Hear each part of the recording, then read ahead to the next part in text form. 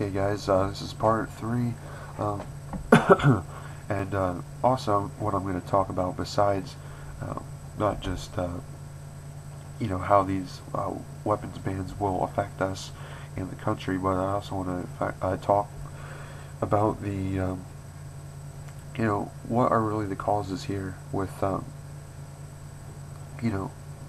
cause of an effect of all this, right? Guys, think about jail first off. Say you're poor, you're living on the edge, you don't know when your next paycheck's going to come, you don't know, if you're going to have food, if you're going to have shelter. Guys, it's scary stuff, especially you start going into winter time. And you're talking, cold weather up here in the north. So does a jail really look that bad? You have 3 meals, you have warm shelter, and you have a place to work out. So, it's not all that bad. Guys, the numbers, these gun crimes, the numbers are all coming from repeat offenders, criminals that have gone to jail and come out and go right back into violence, or gang-related activities. A very high portion of these gun-related deaths. Now, one other thing, guys, is the majority of these gun-related deaths are in your high populous areas. Say, if you go by the FBI statistics from 2011, we'll say these areas of 250,000 people or more is where your high gun crimes are at. Your big cities, rural America has very low crime rates.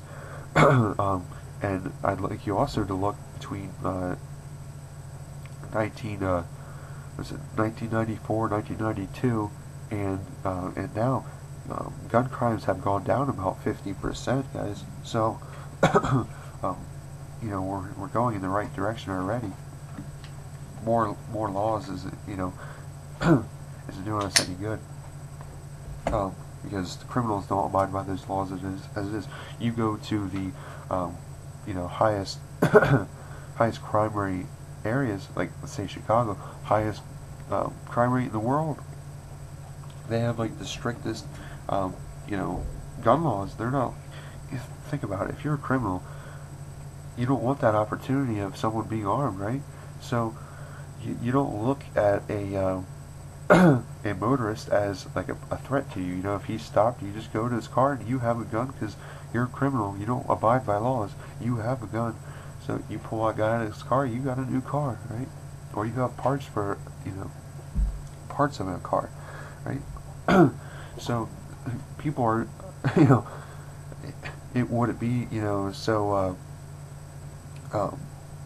out there to say that, criminals would want to go to Chicago? Because, life is good for them there. The people are defenseless. When people are defenseless, people lose. Criminals win. Okay, so, trying to get back on track here, though. With your jail system and everything, it's not so bad. So, I mean, the penalties aren't there for committing a crime. Guys, people are committing these cyber crimes, like say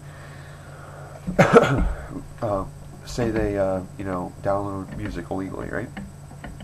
Okay, so they go to jail, for many years, and then you go to some guy that's a murderer, or a rapist, and in general, a much smaller time sentences and time. Okay, so we talked about the jail system. Now let's go to, say, just morality and whatnot. Like, guys, I mean, I think back to when I was a kid, which was all that many years ago. I'm only 24, but the cartoons and stuff. They were, Tom and Jerry and stuff like that. They were the good cartoons. And look at the cartoons now; they're kind of weird, and just almost like freaky. And kids can go, easily access on the TV all this violence and stuff like that. And, when my parents were growing up, they had cowboy shooters, stuff like that, but the gruesome effects weren't always there and whatnot. And so we're introducing these kids to violence much sooner than they get accustomed to it. And the way we portray guns and stuff like that, and it's just wrong. And guys, the Aurora shooting, Sandy Hook shooting, and a lot of your massacre situations have been tied to psychiatric drugs. We need to start asking questions on these psychiatric drugs, because people are going, having worse symptoms just from the drugs they're given. Excuse me again. Now that goes, just further, a lot further than just these psychiatric drugs. I mean, look at like people who have, chronic issues with whatever, right? Well, they're prescribed some kind of drug, which the drug has no long-term testing on. Now they end up with more symptoms. I have chronic foot pain. Now I take this pill, and all of a sudden, I have, I have some kind of crazy headaches or something like that, right? So now they're prescribed another drug in order to counteract those symptoms. So now, and look at, or just listen to most of your ads, side effects may be death, cancer, stroke, heart attack, that kind of stuff, right? So your symptom or your side effects are many times worse than just the symptoms, right? And so we need to start asking more questions with these big pharmaceutical companies. But we're trying to reel it back into what I was going to talk about in the first place, and that's how it's going to affect us if these assault weapons bans actually do pass, things like that. Guys, they're not just trying to ban AR-15s and like AK-47s, things like that, right? They're going to ban things that just share characteristics. Like I showed you in my first videos, the adjustable stock looks scary. The function is for your length of arm and your style. That this gives you the the perfect, what you call length of pull, for your shooting style. They're gonna ban pistol grips. They're gonna ban like muzzle brakes, flash suppressors, compensators, and just threaded barrels. Period. So, and also bayonet lug here. They deem that assault weapon. So, how many guns does that really classify then? Well, there's quite a bit now, guys. Shotguns, pistol grips. There's many semi-automatic rifles, and think about this. They're not just banning the AR-15. They're banning things that say shoot a 22 now, right? And there's many rifles that look like an AR-15 that shoot a 22. There's many guns that look like machine guns that shoot a 22. It's not an assault rifle. It's just to look like a civilian version of of a gun that's cheap and fun to shoot. So, we're hurting one of the only industries that's really actually booming in our country, because we've pretty much made it too hard to have a business in this country. And with overregulation and things like that. So I'm going to kind of show you a couple of different, things, and, you'll have a reaction, and then I'll try to show you, what it really is. So.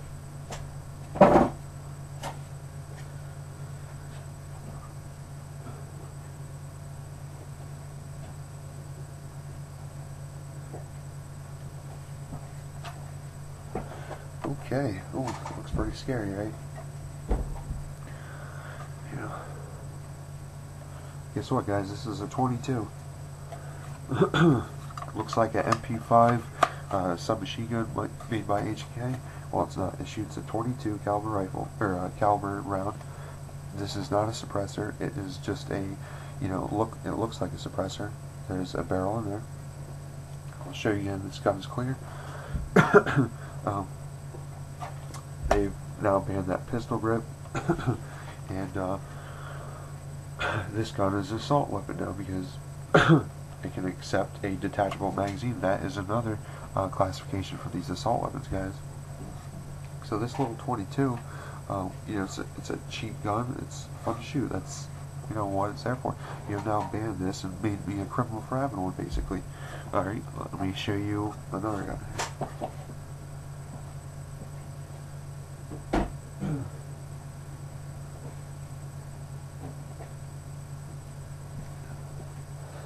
Okay, guys, very popular gun right here. Winchester Model 94. This is what you call a lever action rifle. See the action here? Basically, as I ratchet this back, it inserts a round. I pull the trigger, it fires. One round goes off. I ratchet it down just like that. That will eject the spent shell. Pull it back. Now again, my next round goes in, and I pull the trigger. I'm ready to shoot again. Very common hunting rifle, especially in you know, more wooded areas. Most people do not have a problem with this gun. It has an internal magazine of like 5. So, and like I said, every time you pull the trigger, you have to, you know, do that. So, not a big deal, right?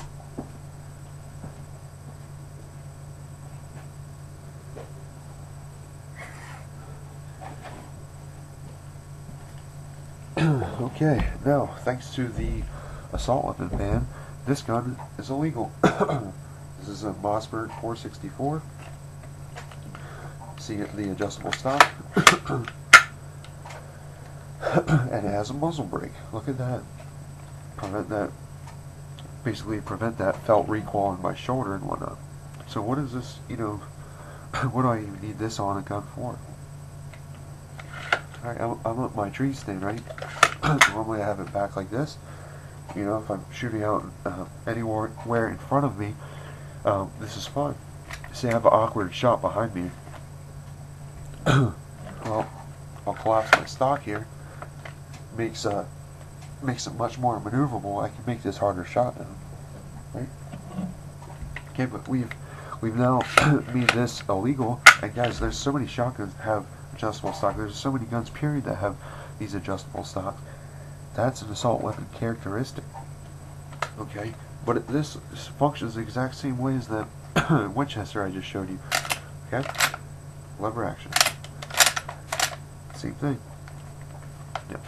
This looks a little bit different because it has a Picatinny rail, so I can mount, you know, different things out that I would. And the muzzle brake, like I said. So now you've gotten rid of this gun. Guys, there's so many guns out there like that.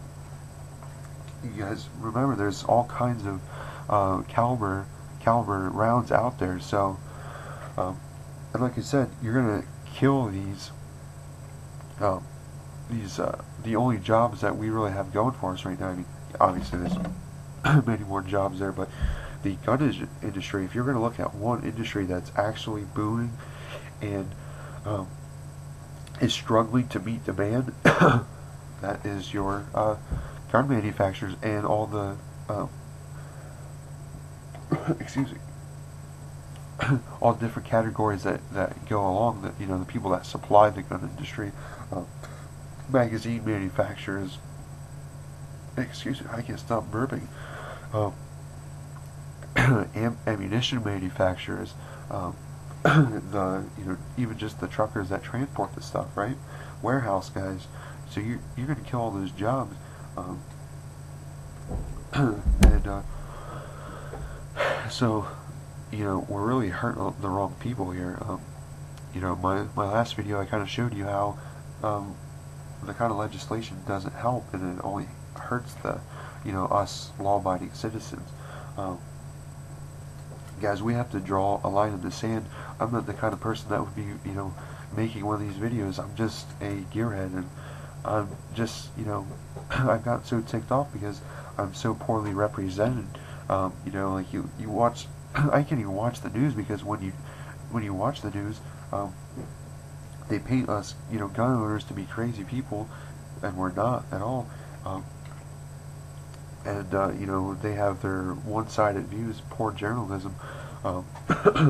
So I hope this has kind of cleared up a lot of misconceptions with, you know, the AR-15, the bullet that it fires, magazine capacity, and the restrictions, things like that. And if you have any ideas for other topics we should discuss, let me know. I'd be more than happy to discuss them, via this video kind of setup.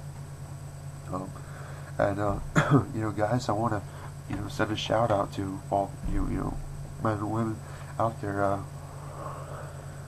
There's so many of us out here from all over the country, all different backgrounds and ethnicities. We're in this together, brothers and sisters, and don't let the media fool you. If they make it sound like they're a majority, and they're not. We are the majority. Unfortunately, like here in Pennsylvania, if you're from another state, you'll see, Pennsylvania always has a poor showing as far as who we elect and whatnot, because we're overrun just by the cities. There's so many small towns that have the same, good heart as the rest of the people of the country, and they pretty much get ruined by the cities of Pittsburgh, Philadelphia, those higher population areas, and it's just a shame because there's good people from every state. And guys, I hope maybe this video will even inspire you to share it with your friend, or get talking, get motivated, do something, because guys, I mean, the time for action is now. Like I said, I'd never be the person that would think I'd be making a video like this, but here I am doing it. It's because I just got so sick of being poorly represented, like I said. So let's stand up for each other. Let's not be defenseless. Let's make positive changes. And right now, you see an overreach by our government as far as power. I mean, guys, they can't, balance a checkbook. If you were even just $1 trillion in debt, I mean, you'd be locked up. All your possessions would be repossessed, right? Because we're $16+ trillion in debt. When are our creditors going to come to repossess, repossess our things, right? So we need to be armed. We need to be, we're not the ones that overspent, right? Our government is spending 40% more than they're taking in. So, I think we pose a threat because we can actually stop this from continuing. We can correct it and stuff. And that's what we need to do, is we need to correct it now before it becomes any worse, because guys, we can't take 4 more years of the same kind of addition to our deficit. So we need to stop blaming other people and start cutting these social welfare programs, which 2/3 of the federal income goes to those programs. Sorry, you got to start trying to work. You don't deserve housing assistance because you popped out 2 kids and you don't have a father, husband. All right, stop making the working man and woman responsible to pay for these bums. Now, there are not all bums, and a lot of people. I think everyone deserves that chance to thrive in this society, but social welfare programs make people slaves to the government. They just further escalate the problem. When one person sees that they can have 2 kids and say the numbers, like a woman that basically works and makes less than $21,000 and has 2 kids with housing assistance and your food stamps and your government benefits, she makes off better than a woman that's working, making $69,000 or more, or $69,000. And so that's a lot of money for one person to be making. And if you're making more, it benefits than her. Guys, I think we see where the issue is. And also look at our government. You say a senator, you're elected for one term. You say you make $150,000, which salaries go up from that, guys. You make that for the rest of your life. I'm pretty sure most of us would be happy to make 150,000 one year in our life, right? They make it for the rest of their lives, and we're paying for it. They have the best, healthcare that's available, and how come it's always, these government officials that, get the best, but us, people that work and pay for it, we don't get jack. And we get I mean, our raises are that we get more taxes taken out. And look at your check. You guys got to start getting disgusted with it, because I'm tired of paying $400+ in tax.